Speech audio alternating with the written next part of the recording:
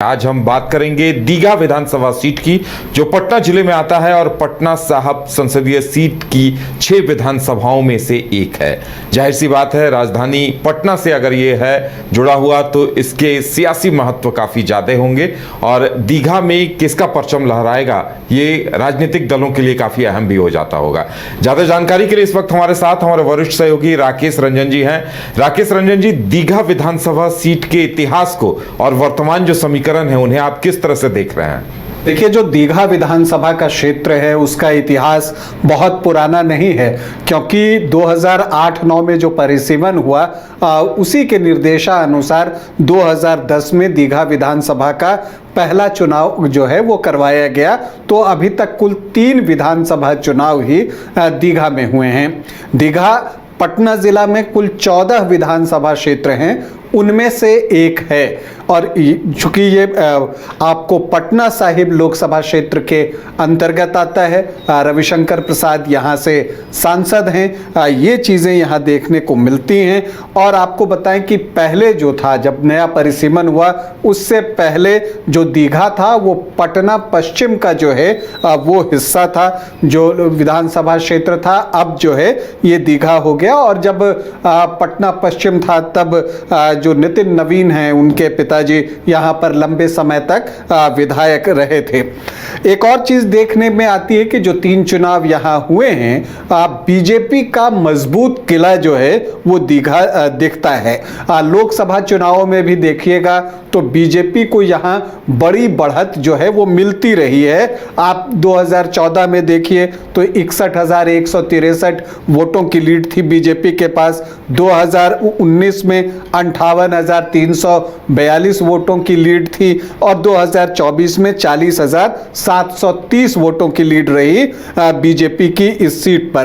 तो बीजेपी की यहां मजबूत उपस्थिति है। और इसके पीछे अगर आप कारणों पर जाएं तो जो दीघा विधानसभा है वो मुख्यतः शहरी क्षेत्र में आता है। और आप देखिएगा कि 98% क्षेत्र जो इसका है वो आपको शहरी क्षेत्र में ही आता है। और बहुत सारे जो नौकरी पेशा लोग हैं वो इस इलाके में रहते हैं, तो उसका लाभ भी जो है वो बीजेपी को यहाँ पर मिलता रहा है। इसके अलावा दीघा के जो जातीय समीकरण हैं वो भी बीजेपी को सपोर्ट करते हुए दिखते हैं। कैसे दिखते हैं इस पर भी हम आगे बातें करेंगे। लेकिन एक बात और भी दीघा विधानसभा की खास है कि यहां पर जब बीजेपी और जेडीयू का गठबंधन हो जाता है तो एक डेडली कॉम्बिनेशन इस विधानसभा क्षेत्र के लिए बन जाता है, जिसका जवाब ढूंढ पाने में महागठबंधन अब तक सफल नहीं हो सका है। अब हम यहाँ के जो आखिरी 3 चुनाव हैं उसकी चर्चा करें। उससे पहले आपको बता दें कि जो दीघा विधानसभा क्षेत्र है उसमें पटना नगर निगम के 14 वार्डों और 6 पंचायत जो हैं वो शामिल किए गए हैं। अब हम यहाँ के आखिरी 3 चुनाव की बात कर लेते हैं, उनके आंकड़ों पर गौर करते हैं और उससे अनुमान लगाते हैं कि बीजेपी क्यों मजबूत है और महागठबंधन का वोट क्या है। 2010 में अगर आप देखिए तो यहां पर कांग्रेस से राजेश कुमार सिन्हा को उम्मीदवार बनाया गया था। एलजेपी से सत्यानंद शर्मा चुनावी मैदान में थे। तो महागठबंधन मतलब एनडीए महागठबंधन जो बना हुआ था उसमें जेडीयू को जो है ये सीट दी गई और पूनम देवी जेडीयू के निशान पर चुनाव लड़ रही थी। अगर आप दीघा विधानसभा को देखिएगा तो ये दिखता है कि 2010 में पूनम देवी जो है 81,247 वोट लाने में कामयाब हुई। अगर इसे आप वोट परसेंट में कन्वर्ट कीजिए तो ये 62% है, 62%। तो इसी से अंदाजा लगा सकते हैं कि उनको किस तरह का समर्थन मिला। उनके जो नियरेस्ट राइवल रहे वो एलजेपी के रहे सत्यानंद शर्मा, जिनको कि 20,785 वोट आए, 15.87%। और कांग्रेस तीसरे स्थान पर चली गई, उनको 9,215 वोट मिले, 7% जो है उनका वोट परसेंट रहा। फिर 2015 होता है, जेडीयू अलग राह पकड़कर चुनाव लड़ रहा था, महागठबंधन में शामिल था आरजेडी, जेडीयू और कांग्रेस। और इस बार ये सीट, चूंकि पिछले बार जेडीयू की सीटिंग सीट थी, तो इस बार एनडीए से बीजेपी ने अपना उम्मीदवार दिया संजीव चौरसिया को, जो पूर्व राज्यपाल रहे हैं, गंगा प्रसाद चौरसिया उनके बेटे हैं और संघ से उनका जुड़ाव रहा है पहले समय से। तो संजीव चौरसिया को यहां पर चुनावी मैदान में उतारा गया और जेडीयू ने राजीव रंजन प्रसाद को यहां से टिकट दिया। लेकिन अब लग रहा था कि चूंकि जेडीयू का भी एक यहां पर वोट बेस है, तो उसका क्या असर होता है। तो उसका असर यह पड़ा कि जहां पिछली बार एनडीए फोल्डर से अगर देखें पूनम देवी को 62% वोट मिला था, तो संजीव चौरसिया को 2015 में जो बीजेपी टिकट पर चुनाव लड़ रहे थे उनको 50.75% वोट मिले। मतलब कि लगभग आप देखें तो 11% से कुछ ज्यादा वोटों की गिरावट आई जब अकेले बीजेपी यहां पर लड़ रही थी बगैर जेडीयू के। लेकिन उस समय जो है एनडीए फोल्डर था जिसमें एलजेपी भी शामिल था। तो इस स्थिति में जो संजीव चौरसिया हैं उनको 92,671 वोट आए, 50.75%। और राजीव रंजन प्रसाद जो जेडीयू के उम्मीदवार थे उनको आए 67,892 वोट, मतलब कि 37.17% वोट। लेकिन जीत मिली संजीव चौरसिया को 24,779 वोट से। हालांकि मार्जिन पिछले बार एनडीए के हिसाब से देखिए तो कम हुआ, क्योंकि पूनम देवी 60,462 वोटों से जीती थी, संजीव चौरसिया 24,779 वोटों से जीते। फिर 2020 आता है, परिस्थितियां बदल चुकी थी, सब कुछ जो है वापस हो चुका था, मतलब जेडीयू की एंट्री फिर से एनडीए में हो गई थी और जो एक महागठबंधन बना था आरजेडी के साथ। तो यहां पर जो है महागठबंधन में ये सीट भाकपा माले को दी गई और उन्होंने अपने वरिष्ठ नेता शशि यादव को यहां से चुनावी मैदान में उतारा। हालांकि आरएलएसपी ने भी यहां प्रत्याशी दिया था संजय कुमार सिन्हा को। तो यहां पर संजीव चौरसिया को जो वोट हैं वो 97,044 आए। पिछली बार उन्हें 50.75% वोट मिले थे, तो 2020 में 57.11% वोट मिले। मतलब कि ऑलमोस्ट आप 5.5 से 6% वोट जो है उनको ज्यादा आए। और इसकी वजह यह थी कि जेडीयू के जो वोट थे वो वापस से जो है वो आपको बीजेपी में आकर जुड़े। जो शशि यादव हैं, जो भाकपा माले की उम्मीदवार थी, उनको 50,971 वोट आए, मतलब कि 30% वोट आए। और संजय कुमार सिन्हा जो कि आरएलएसपी से चुनाव लड़ रहे थे, उनको 5,570 मतलब 3.31% वोट मिले। तो जीत संजीव चौरसिया की हुई 46,073 वोटों की। मतलब 2015 में जो उनकी जीत थी उसमें वो लगभग 22,000 वोट और ऐड कर सके जीत के मामले में, तो 46,000 की लीड। तो अब आप दीघा विधानसभा को देखें तो ये अब साफ दिखने लगा कि यहां पर बीजेपी का स्ट्रांग होल्ड है। इसके अलावा ये भी दिखता है कि यहां पर आम तौर पर जो है, अगर आप 2010 को छोड़ दीजिए तो आमने सामने की ही लड़ाई हुई है। बीजेपी वर्सेस जो एक महागठबंधन का दल होता है वो इनके बीच ही मुकाबला होता है। लेकिन एक और चीज दिखती है कि आमने सामने की भी लड़ाई हो तो उसमें बीजेपी यहां से मजबूत दिखता है, क्योंकि उसे हर बार, चाहे बीजेपी हो या एनडीए की आप बात कर लीजिए, उसे हर बार दीघा में 50% से अधिक वोट मिल रहे हैं। और अगर किसी विधानसभा क्षेत्र में आपको 50% से ज्यादा वोट मिलते हैं तो फिर परिणाम जो है वो पहले से ही तय हो जाता है।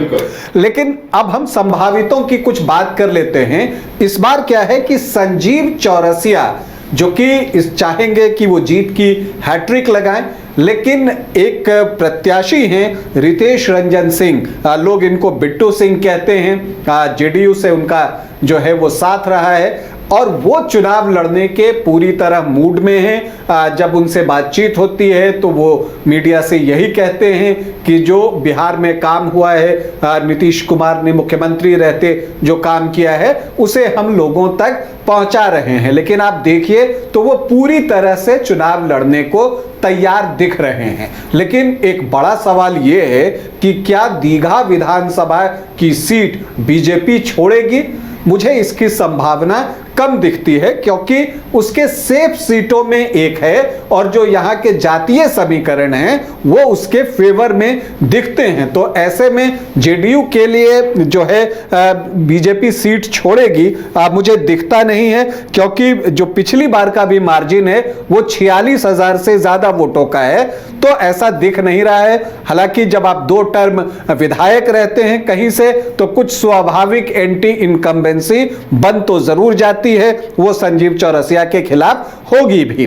तो अब देखना है कि बीजेपी क्या फैसला लेता है। लेकिन उससे पहले बीजेपी और जेडीयू के बीच टेबल पर जब ये चर्चा होगी तो क्या दीघा पर क्या बात होती है, और अगर बीजेपी को ये सीट मिलती है तो उसके उम्मीदवार कौन होते हैं, और जेडीयू को मिलता है तब उसके उम्मीदवार कौन होते हैं। हालांकि बिट्टू सिंह पूरे जोर शोर से यहां लगे हुए हैं। जहां तक भाकपा माले की बात है तो देखिए इस बार जो है महागठबंधन में एक और बातचीत हो रही है कि जो सीट पिछली बार मतलब 2020 में 15,000 से ज्यादा वोटों से हार हुई हो तो वहां पर सिंबल चेंज किया जा सकता है, मतलब कि प्रत्याशी ही नहीं पार्टी भी बदली जा सकती है। तो उस लिहाज से देखें तो 46,073 वोटों की हार है, तो ये भाकपा माले से क्या ये सीट वापस ले ली जाएगी और क्या भाकपा माले इसके लिए तैयार हो जाएगी, ये एक बड़ा सवाल है।